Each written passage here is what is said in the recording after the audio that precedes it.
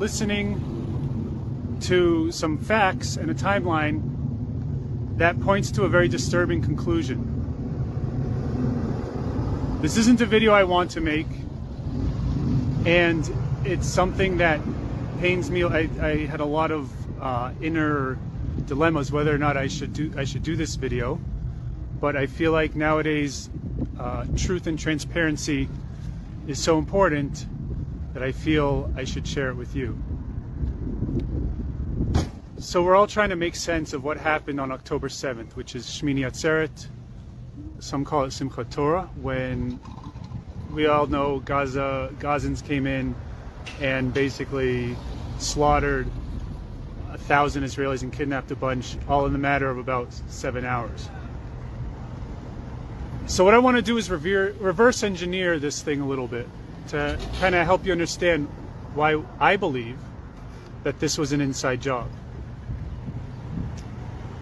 First of all, we'll start with September 1st. By the way, everything I'm about to say will be backed up with actual links to news articles or video footage. And if you want any of my sources, I'm happy to give them.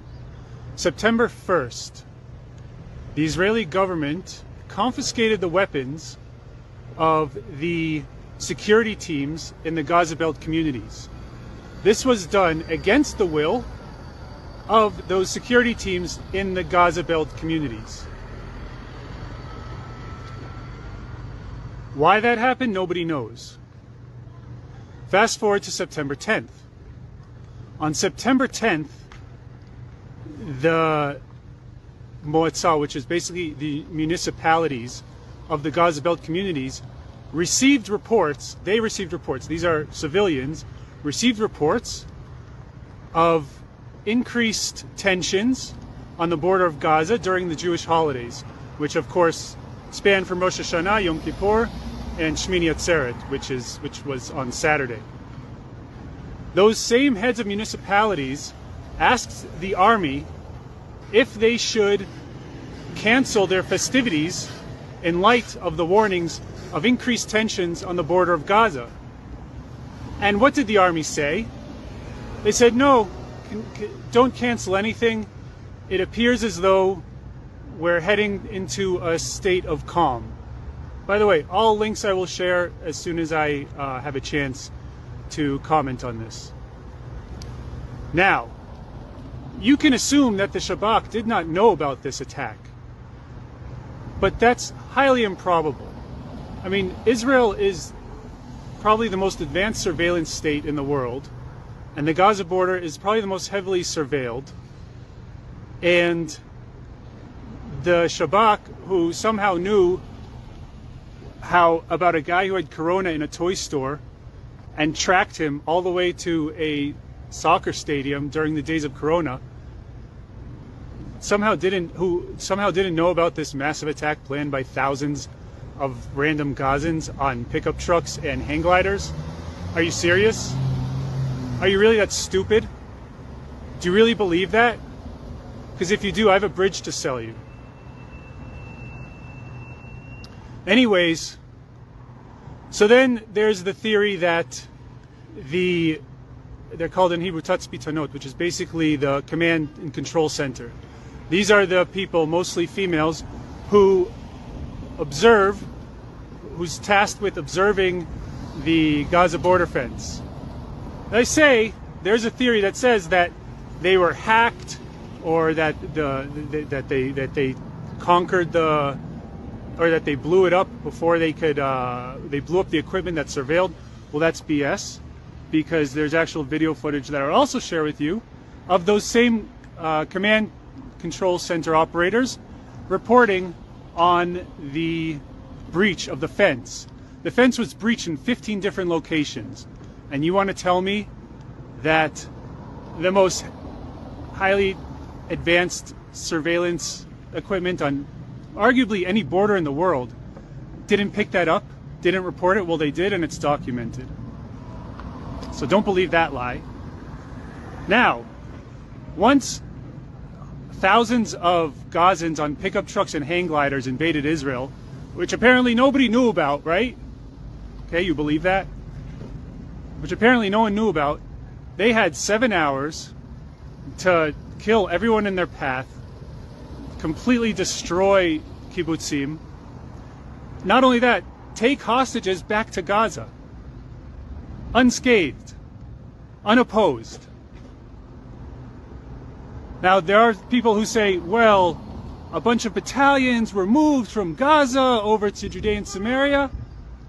First of all, that's BS. Second of all, okay, so what if they did? Do you know how long it takes an attack helicopter to get activated and blow up any one of those tractors or pickup trucks or hang gliders that invaded Israel? Less than 5 minutes. And I know all these things firsthand because I served on the Gaza border. Less than 5 minutes. It all could have been over. From 7:01 a.m. on October, what was it, 6th or 7th, on Saturday, I believe it was October 7th, it could have been a 5-minute, it could have been a matter of 5 minutes before the whole thing was upended. And instead they had 7 hours, possibly 8, to conquer kibbutzim, kill thousands, and bring back hostages alive, unopposed. And there's many people that say, oh, well, this was just a breach. No, that's not a breach. I'm sorry, that's not a fucking breach. That's an inside job.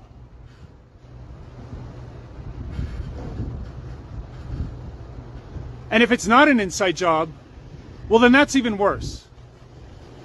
Because that means that the IDF is the most incompetent military that ever walked the face of the earth.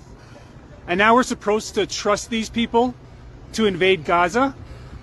They're calling up thousands of reservists to invade Gaza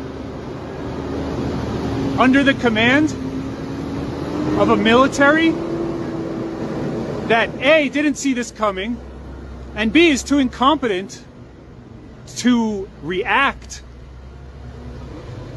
to a bunch of pickup trucks with AK-47s invading Israel? You tell me which outcome is worse. What's worse? That it was an inside job? Or that the Israeli army is really this incompetent? Which one is scarier? You tell me. You tell me if you trust this same military to send in thousands of incredible Jewish souls dying to fight for this land into Gaza. And no matter how high their morale is, and it's high, and these are brave warriors, but none of it matters if the people calling the shots are the same people who allowed the Gaza militia to invade Israel's borders, kill thousands, take back hostages completely unopposed. Like I said, this is not a video I wanted to do. This is not something, and oh, by the way, now America is coming with aid.